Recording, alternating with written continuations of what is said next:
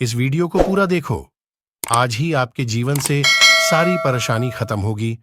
और चैनल को के सब्सक्राइब और बहुत वीडियो को रीजंस लाइक है। मैं करें। आपको बताना चाहता हूँ, कुछ लोग हैं ना, हमेशा नेगेटिव थॉट से लड़ते रहते हैं और सोचते हैं आखिर ये कब खत्म होगा। कभी नहीं होगा तो बेहतर फिर मैं कब कैसे खुश रहूंगा। मैं आपको बताता हूँ, हर बार लड़ो मत, हर बार कुछ और सोचना शुरू कर दो। कभी कभी मैं जब देखता हूं ना, मुझे एक ही तरह के थॉट्स आते रहते हैं। मैं हमेशा लड़ता नहीं हूं यीशु के नाम में, यीशु के नाम में। सोचो आप ट्रेन में खड़े हो और वहां पर आपको थॉट्स आ रहा है, अचानक बोलते हो यीशु के नाम। आपको ट्रेन में क्या बोलेंगे? बाबा हट जा, कोई कोई संकी आया हुआ है, हट जाओ, पीछे हो जाओ, हाथ पैर चल रहे हैं। आप हर जगह तो नहीं कर सकते हो ना। मैं आपको पता है कई बार अपनी लड़ाइयां कैसे लड़ता हूं मैं। जब मुझे वो ख्याल आते हैं ना, मैं कुछ और सोचना चालू कर देता हूं। वो सारी चीजें याद करता हूं जो यीशु ने मेरे लिए की। मेरे पापा को उन्होंने हील किया, मेरी मदर को उन्होंने हील किया, हमारे घर पे हमारी बड़ी बहन को बच्चा नहीं था, खुदावन ने उसे बच्चा दिया। मेरे पास, मैं डिप्रेस था, खुदा ने मुझे वहां से निकाला, स्मोकिंग बंद करवाई, गैम्बलिंग बंद करवाई, जुआ बंद करवाई, ये बंद करवाया, वो बंद करवाया। और मैं आपको सच कहता हूं, मैं धन्यवाद से भर जाता हूं कि प्रभु, कितना आसान है नेगेटिव थिंग्स को फोकस करना और अपना दिन खराब करना। ठीक है, आप ये बोल सकते हो ब्रदर मेरे पास कोई रीजंस नहीं है। सुबह उठो, वही फैमिली है, टोंटिंग वे में बात करती है। या आप देखो तो पति को इतने साल सर्व किया, अभी भी उसके अंदर मेरी कोई वैल्यू नहीं है। बच्चे हैं, नहीं है, अपनी जिंदगी में है, मुझे केयर करने वाला कोई नहीं है। आपको नहीं लगता कि आपका ये एटीट्यूड आपका प्रॉब्लम है?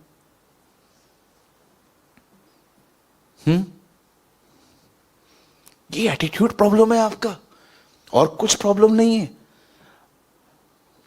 मुझे एक बात बताओ, काला चश्मा पहनने से क्या दिखता है?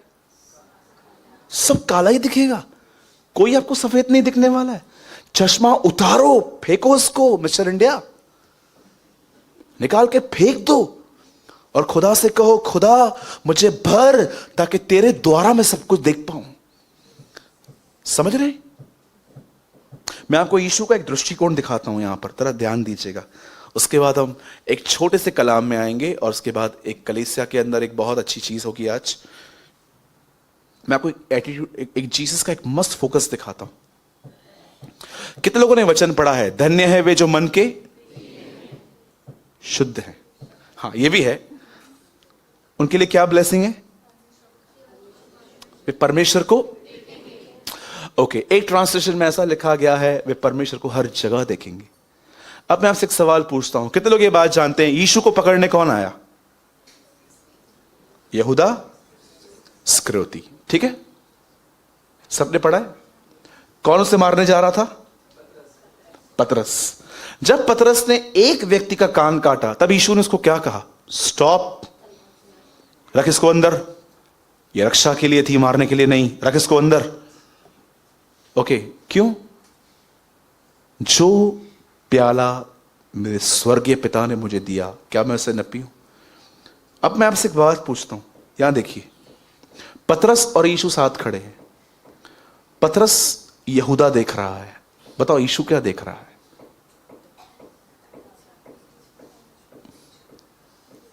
पतरस देख रहा है ये है, बट यीशु क्या सोच रहा है? सोचो, अगर मैं एक पोस्टमैन हूं और मेरे पूरे हाथों पे फोड़ियां हैं, पर मैं आपके लिए एक चेक लेकर आया हूं 1 लाख का, नहीं लोगे? लेंगे ना? नहीं लेंगे? ऐसे 2 उंगलियों से लोगे? हाँ, देख यहाँ की शरीर में लेंगे ना? नहीं लेंगे? जीसस सिंपल देख रहा था, पोस्टमैन है यहूदा, और कुछ नहीं है, वो पोस्टमैन है। वो पोस्टमैन लेकर आया, उसे पेपर देखा, उस पर लिखा था क्रूस पे चढ़ने का समय आ गया है। Okay, thank you. अब क्यों ये बात नहीं समझ पा रहे हो कि परमेश्वर हर व्यक्ति को आपको वैसे दिखाने की कोशिश करता है जैसे वो देखता है? आप देखो, याईर का दृष्टिकोण क्या था? सब लोग वहां पर जैसे यीशु आए, सबने कहा चलो निकलो यहां से। वो कह रहे थे ऐसे हंस रहे थे, आया है बड़ा। लेकिन यीशु ने क्या कहा? चलो, वो मरी नहीं है, वो सो रही है। अरे आप भी सोचो, मरी थी कि सोई थी? तो क्या यीशु झूठ बोल रहा है? नो, ये फेथ की लैंग्वेज है, ये लैंग्वेज है। आप चाहे मानो या न मानो, पूरी गड़बड़ इधर है, इधर सिर्फ पूरी गड़बड़ इधर है। इधर क्लियर होना सीखिए। हर उस चीज को लीजिए जो चीज आपको हेल्थ दे, जो चीज आपको जॉय दे, पीस दे, राइट। लेकिन यहीं पर रख के बैठेंगे, काला चश्मा पहन के लगाएंगे, सब काले दिखेंगे। कभी कभी कुछ लोगों के अंदर अगर आपके अंदर किसी के लिए नेगेटिविटी है ना, अगर आपको बोलेंगे ना आके पानी पियोगे क्या, लेकर आ, और जैसे वो पानी लेकर आएंगे ना, आप पियो, ऐसे आप उनका अच्छा एटीट्यूड देखकर भी जानते हो क्या सोचोगे। और कोई आपको कितनी सेवा करता है आपकी, ये सेवा वेवा नहीं, कुछ काम वाम फंसा हुआ रहेगा। सेवा इसके बाप ने नहीं की, ये करेगा। कितना कितना नेगेटिव दृष्टिकोण है ये। मैं इन दिनों में बैटल कर रहा हूं इन चीजों से, लड़ रहा हूं। मैंने कहा नहीं प्रभु, मुझे पता है मेरे थॉट्स मेरे मूड पे इफेक्ट लेकर आएंगे, और मेरा मूड मेरे साथ मिलने वाले लोगों को परेशान करेगा। इससे अच्छा है खुदा मैं ये चूज कर लूं कि मुझे क्या चुनना है। मरने से पहले वो उनको कहता है चुनो, और मालूम में सजेस्ट भी करता है, बोलता है लाइफ चूज करो।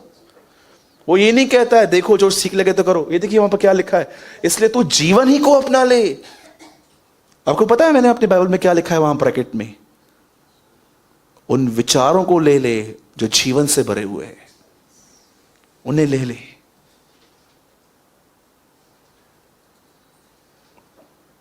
बोलो यीशु मसीह की। कितने लोग का थोड़ा सा हल्का हुआ आज। हाँ बात तो बिल्कुल सही है ये, ठीक है। कितने लोग ये बात जानते हैं, इजरायली मिस्र से निकल आए पर मिस्र उनमें से कभी नहीं निकला, कभी भी नहीं। फ्राइडे के दिन एक ऑसम वर्ड प्रीच हुआ था हमारे बीच में, आज शाम को वो वीडियो पब्लिश्ड होगा। मैं समझता हूं अगर आप एक नेगेटिव पर्सन हैं, बार बार डिस्टर्ब परेशान होते हैं, जाइए आज घर पे, शाम को पब्लिश्ड होगा, उसको कम से कम 3-4 बार आप देखिए। आपके अंदर से इतने बॉन्डेजेस टूटेंगे, इतने बंधन टूटेंगे कि आप हैरान हो जाओगे कि ब्रदर मैं ऐसा ही था यार, बिल्कुल वैसा ही था। ठीक है, तो हम वर्ड में आते हैं। आइए, जिनके पास भी बाइबल है हम सब ओपन करेंगे।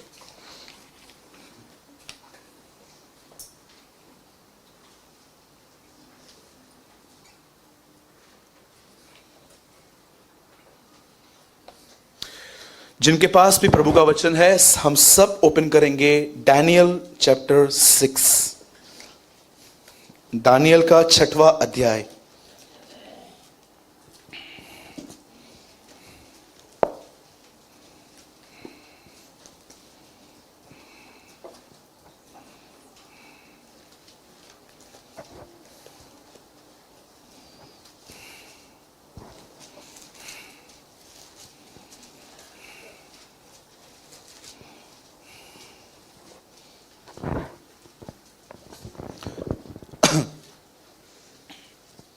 यहां देखिए बिशप, इससे पहले कि मैं वचन शुरू करूं मैं आपको बताना चाहता हूं कि उद्देश्य क्या है।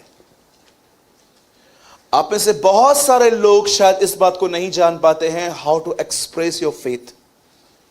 आप किस तरह से अपने विश्वास को खुदावन की तरफ ले आते हैं। बाइबल एक व्यक्ति के बारे में बात करती है, वो सूबेदार था, उसके घर में उसका दास बीमार था, और वो यीशु को एक चीज कहता है, अगर तू यहां से कह देगा तो मेरा सेवक वहां चंगा हो जाएगा। और जब यीशु ने इस ऑसम स्टेटमेंट को सुना तो उसने उस जाति की और जिनके पास 39 किताबें थी, धर्म व्यवस्थाएं थी, पुस्तकें थी, सब कुछ था, उनकी तरफ मुड़ के कहता है, मैंने ऐसा फेथ तुम लोगों में भी नहीं देखा है, मैंने पूरे इजराइल में ऐसा फेथ नहीं देखा जो इस आदमी में था। क्यों यीशु उसके फेथ की तरफ अट्रैक्ट हुआ? क्योंकि उसने जीसस की तरफ अपनी वरीड लाइफ नहीं, अपने फेथ को एक्सप्रेस किया था। आज मैं कईयों को जानता हूं, जब वो प्रॉब्लम में आते हैं ना तो 10-15 मिनट तो प्रभु के सामने पहले रोते हैं, फिर लास्ट में बोलते हैं मेरे को पता है तू कर सकता है। तो पता है तो रो क्यों रहा है? समझ में नहीं आता है। ठीक है, हमारे पास फीलिंग्स हैं, हम रो सकते हैं, पर कभी कभी आपको नहीं लगता कि आप सिर्फ खुदा को अपनी फीलिंग्स बताते हो, फेथ नहीं? मैंने लाइफ में हर बार डिसाइड किया कि अगर लोग मुझे हर्ट करते हैं, अगर लोग मेरे से मिसबिहेव करते हैं, अगर मैंने उनकी हर्टिंग्स को लेकर आधा घंटा भी बिताया ना, और मैं दुआ करने के लिए नहीं गया ना, आधा घंटा बहुत है मुझे पूरा बिटर होने में। इसलिए मैं हमेशा चूज करता हूं, जब भी कोई मुझे कहेगा ना, मैं खुदा की तरफ चले जाता हूं, प्रभु मुझे प्लीज, प्रभु मुझ पर दया कर, अब मुझे साथ के लिए नफरत नहीं आनी चाहिए, मुझ पर रहम कर। क्योंकि मुझे पता है अगर मैंने आधा घंटा मैंने ऐसे ही बिताया ना, उनका बिहेवियर के बारे में सोच सोच के कितनी बार हर्ट करेंगे यार, कितनी बार फॉरगिव करूं, मुझे पता है आधा घंटा नफरत आने में बहुत है। और आधा घंटा मैं तो बोलता हूं 5 मिनट भी बहुत है, कुछ तो सेकंड्स में हो जाते। चूज कीजिए। हाउ आज मैं आपके साथ जो वचन शेयर कर रहा हूं, आप देखो एक आदमी परमेश्वर को अपना फेथ कैसे शो कर रहा है। और कई बार याद रखिएगा इस बात को, ये जो हमें छुटकारे की प्रतीक्षाओं की दुआएं करते हैं ना, खुदा मेरे पास ये प्रॉब्लम है, ये प्रॉब्लम है, ये प्रॉब्लम है, ये प्रॉब्लम है, और मैं प्रार्थना करता हूं एक दिन तू सॉल्व करेगा। मैं आपको बताना चाहता हूं, इन दुआओं से अब ऊपर आओ, अब इन दुआओं से ऊपर आओ।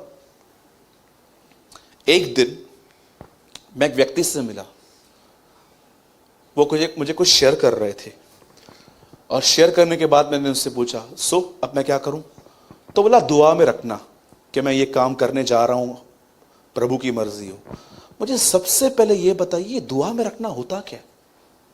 अच्छा इधर आओ, कौन है, कौन कौन बोलता है प्रार्थना में रखिया रखिया, ये इंदो कड़े बात उत्तर, ये जो लोग बोलते हैं दुआ में रखो, दुआ में रखो, कैसे, मतलब क्या? मैं समझा नहीं, थोड़ा मुझे बताइए, शायद मैं थोड़ा कम समझूं, मैं नहीं समझ पा रहा हूं आपको। आपको पता है, अगर आप नए हो ना और आप कहते हो ना दुआ में रखा है, तो मैं समझता हूं, लेकिन अगर आप एक ऐसे व्यक्ति हो जो कंटिन्यूस चर्च का पार्ट बने हुए हो और अब तक आप इन बच्चों की जैसे जिंदगी जी रहे हो, तो अब आपको उठना चाहिए। मुझे एक बात बताइए, अगर कोई आपको आके कहता है, एग्जाम्पल पीटर भाई यहां पर बैठे हुए हैं, पीटर के पास कोई आता है और कहता है, पीटर भाई एक बिजनेस स्टार्ट करें हम, किस चीज का? बता, एक फूड आइटम है, मैं चाहता हूं कि हम लोग मार्केट में वो सेल करें। मुझे नहीं लगता है कि पीटर के अंदर कुछ भी ऐसे अनपीस आएगा। ओके, अच्छी अपॉर्चुनिटी है, चलो काम करेंगे। लेकिन अगर यहीं पर पीटर के पास कोई आए और कहे, पीटर भाई एक बिजनेस स्टार्ट करना है, कौन सा? बियर शॉप ओपन करना है, करेंगे? और अगर वो उसके बाद आपको कहे 2 लाख रुपया बचेगा महीना, करेंगे? नहीं करेंगे। क्यों नहीं करेंगे? Because you know the will of father. आप परमेश्वर की इच्छा जानते हो। परमेश्वर से कहो, खुदा ये रखने वाली प्रार्थनाओं से अब ऊंची जिंदगी दे, अब ऐसा बना कि जो भी आए ना, तेरी इच्छा से इतना जुड़ रहा हूं कि 1 सेकंड में मालूम पड़े तू क्या चाहता है, 1 सेकंड में पता चले कि तू क्या चाहता है। कई लोग जब उनके पास कुछ भी अपॉर्चुनिटीज आती है ना, मतलब अच्छी अपॉर्चुनिटीज के लिए भी वो कहते हैं, खुदा ये कितने लोग प्रभु को ये प्रेयर करते हैं कि आपने लिखा है कि तुम्हें मेरी इच्छा का ज्ञान मिले, the knowledge of his will. मैं कई बार प्रभु को कहता हूं, प्रभु ये जो दुआएं रखते रहते हैं ये लोग, इनको पाते कब हैं? प्रभु बोलता है आंसर भी दे चुका हूं, अब तक रखते रहते हैं। सालों पहले मैंने आंसर भी दे दिया है, फिर भी बोलते हैं बोलना बोलना, क्योंकि ये मेरी लैंग्वेज ही नहीं समझते।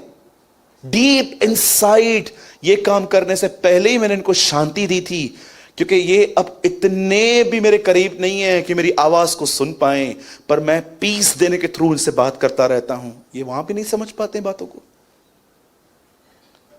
दुआओं में रखने से ज्यादा, मैं नहीं कहता हूं कि आप दुआ में मत रखो, पर मैं चाहता हूं अब थोड़ा आप एक लेवल ऊपर आओ और प्रभु को कहो, प्रभु मुझे अपने आप से इतना जोड़, इतना दाखलता और डालियों को एक कर दे कि मुझे जहां कहीं जाऊं मैं समझ पाऊं आप क्या चाहते हो।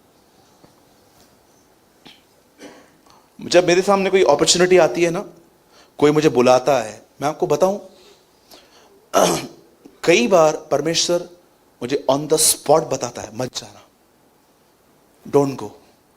क्यों प्रभु?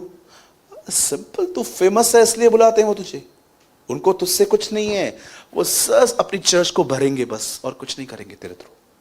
डोंट गो, रुक जा, मैं तेरे को बताऊंगा कहां जाना है। ट्रस्ट मी, कभी कभी मुझे खुदा ऐसे कहता है, मत जा। वो सिर्फ बस शो ऑफ करेंगे दूसरों के सामने कि भाई प्रेमानी को हमने बुलाया है, ये आदमी मेरे पास आया है। ऐसी स्पिरिट के पास तू जाएगा? Come on, be humble. जो मैं कहता हूं उसको मान।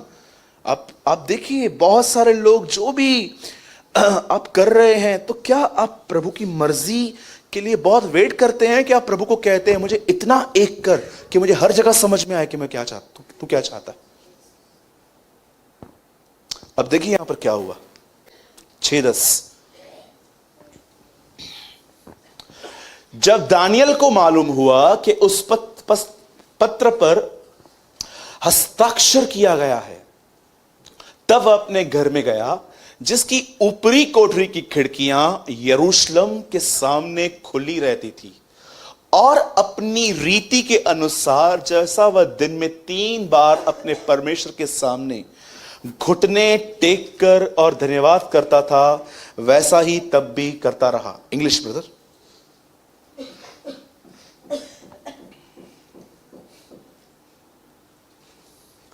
Now when Daniel knew that the writing has signed, he went into his house, and his windows being open in his chamber towards Jerusalem, he kneeled upon his knees there 3 times a day and pray and give thanks before his God as he did aforetime. ध्यान दीजिए, अभी Bible यहां पर बता रही है, एक व्यक्ति है जिसके मौत का फरमान निकला है। आपको पता है, मैं आपको एक बात बताना चाहता हूं, ध्यान दीजिएगा। जब भी आप ये डिसाइड करोगे ना कि ये गलत है, मैं ये नहीं करूंगा, मैं आपको बताना चाहता हूं, कुछ लोग आपके अपोजिशन में आ जाएंगे। याद रखना, धन्य है वे जो धार्मिकता के कारण सताए जाते हैं। कई बार आप अपने जॉब में अपने बॉस को बोलोगे ना, मैं ये नहीं कर सकता, दुश्मन बन जाएंगे। आपको पता है दोस्त किनके हैं आज? पूरे नगर का नगर किनके साथ है? कॉम्प्रोमाइजर्स के साथ। अगर आप देख रहे हो कि कोई आपको अपोज नहीं कर रहा, कोई आपका विरोध नहीं कर रहा, मुझे लगता है आपको अपना मसीह जीवन जांचना चाहिए। क्योंकि यीशु ने कहा है, जब तुम धार्मिकता के अनुसार चलोगे तुम सताए जाओगे। कितने लोग यहीं पर हैं? आइए, जो सोए हैं कहेंगे जय मसीह की। अच्छा, उठ जाओ। लिसन, यहां क्या लिखा गया है? वचन कहता है यहां पर एक व्यक्ति था, उसका नाम दानियल था। मैं आपको कुछ समझाना चाहता हूं, और मैं नहीं जानता हूं कि कितने लोग इस फेथ को जानते भी हैं कि नहीं। बाइबल बताती है एक व्यक्ति था, उसका नाम दानियल था। एक्चुअली एक गुलाम था, बेबीलोन में पहुंचा दिया गया था। और जब वो वहां पर पहुंचा दिया गया, वचन कहता है सबसे पहले इसके ऊपर परीक्षा आई थी खाने के ऊपर। वो वहां से बाहर आ गया, फिर उसके बाद कुछ और टेस्टिंग्स आई, और अंत में ऐसा हुआ, इसके साथ रहने वाले लोग उससे इतना जलने लग गए कि उन्होंने डिसाइड किया कुछ तो इस आदमी का करना पड़ेगा। याद रखिए इस बात को, आपके साथ जो भी परमेश्वर अलाउ कर रहा है ना, जो भी परमेश्वर अगर जो भी आप में कुछ भी अलाउ करे, मैं आपको बताना चाहता हूं उसके पीछे बहुत रीजंस होते हैं। और परमेश्वर ने ये ठान के रखा है, ये रीजंस वो आपको ऑन द स्पॉट नहीं बताएगा, लेकिन कुछ समय के बाद वो रिवील किए जाते हैं कि ये क्यों हुए थे, उसमें आपकी कितनी भलाई थी। अब देखिए यहां पर क्या हुआ। अब इस बंदे के लिए जानते हैं क्या किया गया? ये बंदे के लिए पूरी इंक्वायरी की गई कि क्या करता है क्या नहीं करता है। तो इनके बारे में पता चला कि ये खुदा को छोड़ किसी के सामने सजदा नहीं करता, क्योंकि ये एक यहूदी था, और यहूदियों के लिए पहली आज्ञा थी, तू अपने परमेश्वर को छोड़ और किसी को प्रणाम मत करना। और जब उन्होंने देखा कि हाँ, इस बात को लेकर हम लोग, आपको पता है कभी कभी लोगों को कोई भी चांस नहीं मिलेगा आप में से, वो लास्ट में आपकी भक्ति पर अटैक करने वाले। तू इधर क्यों जाता है, तू उधर क्यों नहीं जाता, बोलने दो उनको, नो इशू। और जानते हो, जब उन्होंने देखा कि ये व्यक्ति जो है ना, ये दुआ करता है किसी इब्राहिम, इसहाक और याकूब के परमेश्वर से, कोई है जिसको ये पुकारता रहता है और कहता है इब्राहिम, इसहाक और याकूब का परमेश्वर।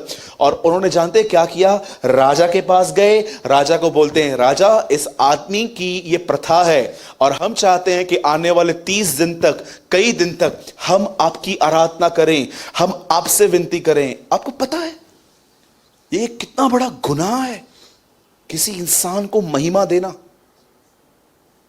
मैं आपसे पूछना चाहता हूं, आप मेरी इज्जत करते हो, आई अप्रिशिएट यू, पर मैं आपको वार्न करता हूं, कभी भी मुझे वो प्लेस मत देना जो खुदा की है। आज बहुत सारे लोग हैं जिन्होंने लोगों को अपने लाइफ में परमेश्वर की जगह देके रखी है, और पहली जगह जो उन्होंने दी है वो है पैसा। आपको पता है आपकी लाइफ मैसअप हो सकती है जब आप अपनी चीजों के स्थानों को बदलोगे। मैं आपसे पूछना चाहता हूं, आइए एक बहुत सिंपल टेस्ट। इन लोगों ने खुदा की जगह पे नबूकदनेस्सर को रख दिया था। मैं आपसे एक सिंपल टेस्ट मांगता हूं, सुनिए। आप जब सुबह उठते हो, आपके मन में पहला ख्याल क्या आता है?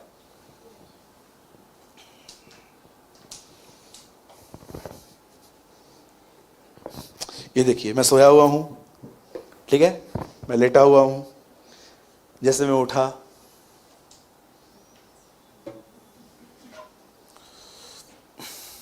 नींद भी नहीं खुली अभी तक,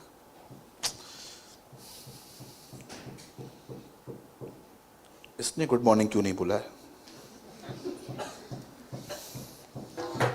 ये तुम्हारा परमेश्वर है। उसके बाद आपको क्या ख्याल आते हैं कि कितने लोग हैं जो सुबह सुबह उठ के खुदा से कहते हैं, आज बुराई से बचाना और परीक्षा में न डालना, क्योंकि राज्य, पराक्रम, महिमा तेरी है। आपको पता है यीशु क्या सिखा रहा था? उसको कहो कि वो तुम्हें परीक्षा से बचाए, क्योंकि ताकत बचाने की उसके पास ही है। बहुत कम लोग हैं कि दुनिया को फेस करें उससे पहले खुदा को फेस करते, लेकिन बहुत कमजोर हैं वो लोग जो सब निपटा के बाद में अपनी ताकत से लड़ लड़ के बाद में खुदा के पास आते हैं। मैं आया हूं, मैं आया हूं आपके पास, और आप देखो इनकी प्रार्थना में कोई फ्रेशनेस भी नहीं होती है, क्योंकि ये परमेश्वर की मदद करते रहते हैं। मैं आया हूं, वो उसके अनुग्रह से नहीं उठाए गए हैं, वो ग्रेस से नहीं उठते। बाइबल बताती है उन लोगों ने उस राजा को कहा, आज से लेके 30 दिन तक हम सब तेरे सामने विनती करेंगे। और जब ये बात दानियल को पता चली, क्या कहती है बाइबल, वो अपने घर के फर्स्ट फ्लोर पे गया, एक खिड़की थी जो यरूशलेम की और खुली थी, और वो दुआएं करने लग गया।